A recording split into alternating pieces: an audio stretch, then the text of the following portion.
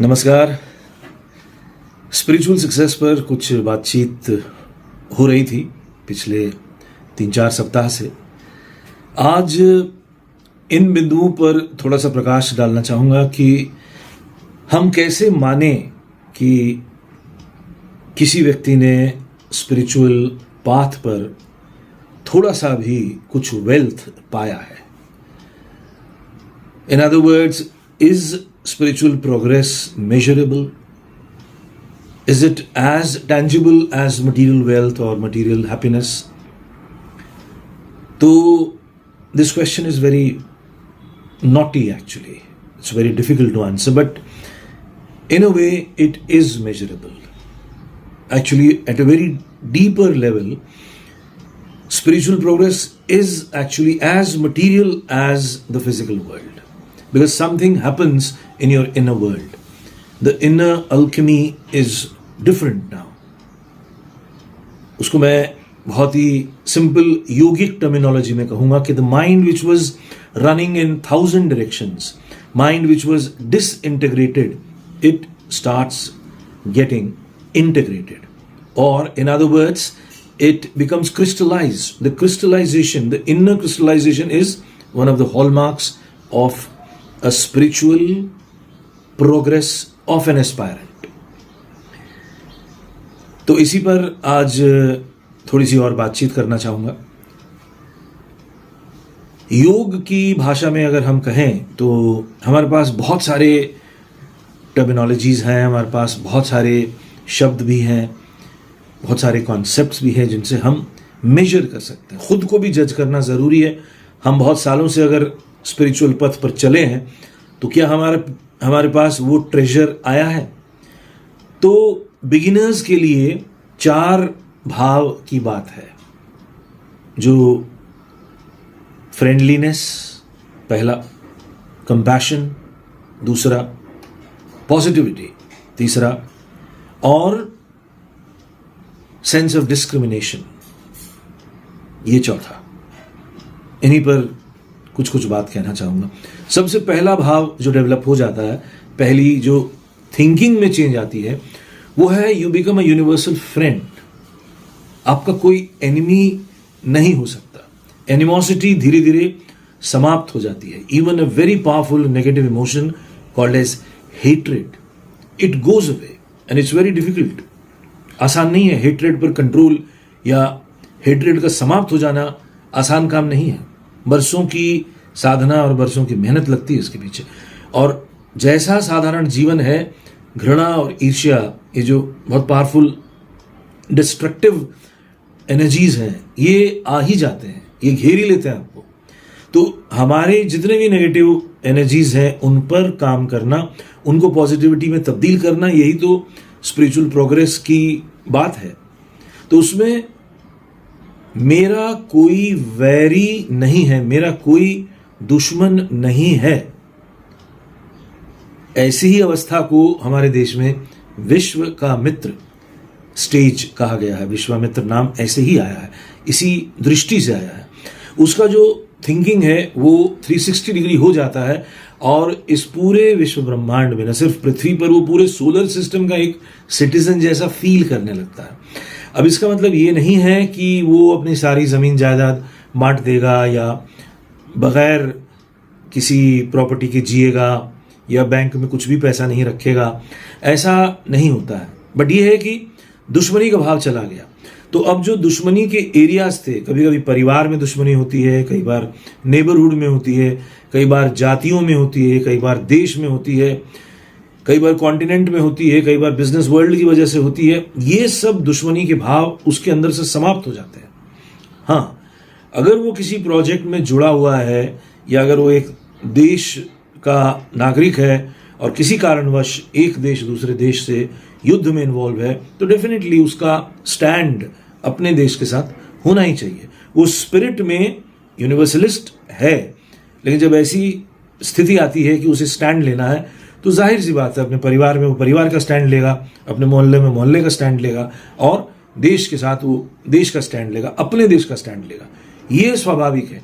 पर उसको अंदर से ये भेद मालूम होता है कि मैं इस वक्त ड्यूटी बाउंड हूं और ड्यूटी वश मैं इस युद्ध में शामिल हूं, मेरा सपोर्ट इधर है, लेकिन भीतर से मैं उसके साथ भी कनेक्टेड हूं जो इस वक्त किसी कारणवश मेरा दुश्मन बना हुआ है।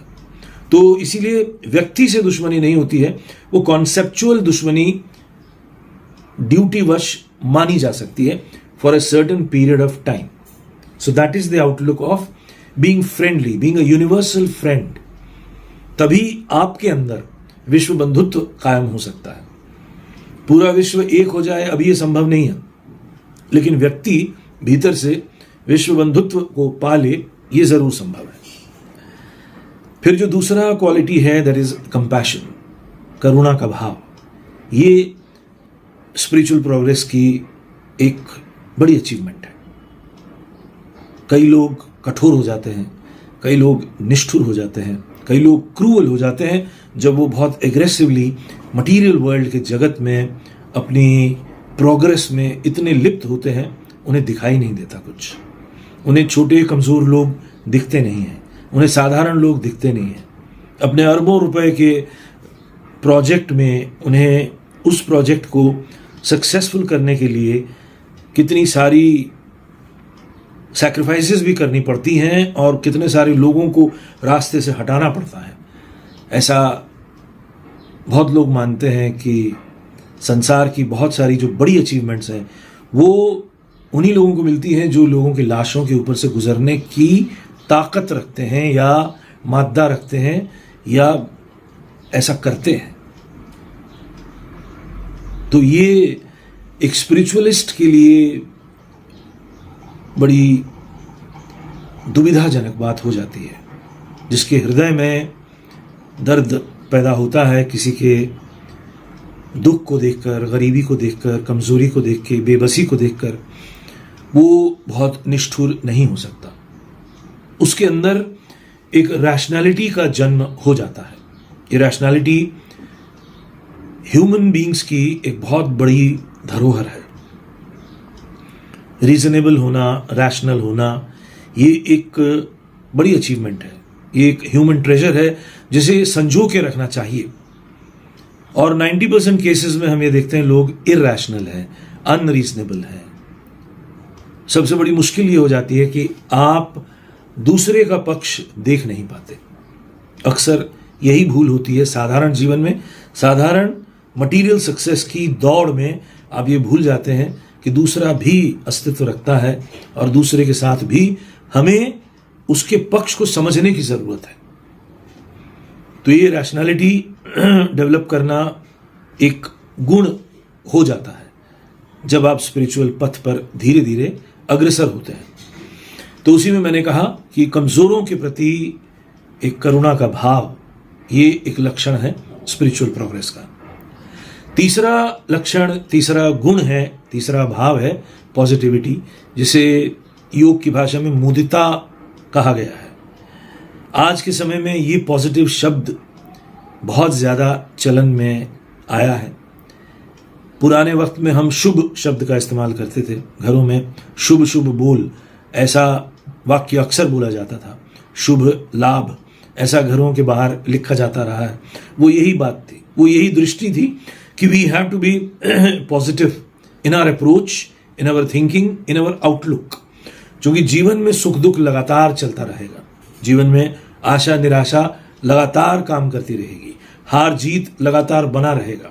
सक्सेस फेलियर लगातार चलता रहेगा। खुशहाली और डिफीट या बर्बादी, क्रिएशन एंड डिस्ट्रक्शन, इसका नृत्य लगातार चलता रहेगा। ऐसा हो नहीं सकता कि आप हमेशा सक्सेसफुल ही रहें। बुरे दिन आएंगे, खराब दिन आएंगे। तो उसमें शुभ पे नजर रखना, ये एक स्पिरिचुअल क्वालिटी है। आपको बड़ी से बड़ी हार में, आपको बड़े से बड़े निराशाजनक स्थिति में शुभ पर दृष्टि बनी रहनी चाहिए। जिसके अंदर ये है वही आध्यात्मिक जगत में थोड़ी बहुत गति कर पाया है, क्योंकि उसका कनेक्शन जो रूट है पूरे विश्व ब्रह्मांड का, उससे हो जाता है और उनकी मर्जी को वो अपनी मर्जी मान रहा है।